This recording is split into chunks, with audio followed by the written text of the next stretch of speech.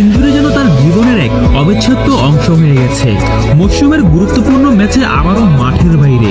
Argentina দল থেকে ডাক এলো না, আর গুঞ্জন শুরু হলো দিবালা হয়তো 2026 বিশ্বকাপেও থাকবেন না। এছাড়াও বর্তমানে দিবালার চেয়েও ব্যাটার ফুটবলার পেয়ে গেছে আর্জেন্টিনা, তাই এখন আর তার উপর ভরসা করতে পারছেন না লিওনেল স্কালোনি। হয়তো 2026 বিশ্বকাপের স্কোরেও না থাকতে পারেন দিবালা। ভাবতেই কষ্ট হয়, যে ছেলেটাকে একসময় মেসির উত্তরসূরি বলা হতো, সে আজ নিজের নামটা ধরে রাখার জন্য লড়াই করছে। কিন্তু এখানেই তো দিবালার গল্প শেষ না, কারণ তার চোখে এখনো সেই পুরনো আগুনটা আছে, যে আগুন বলে আমি একবার সুযোগ পেলে আবারও প্রমাণ করব। আমি শুধু এক নাম না, এক অনুভূতি।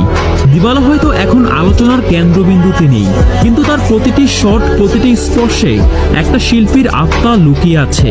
আর যখন সেই আত্মা আবারও জেগে উঠবে, পুরো বিশ্ব আবারও মনে করবে কেন একসময় আমরা বলতাম মেসির পর দিবালাই ছিল আমাদের স্বপ্ন।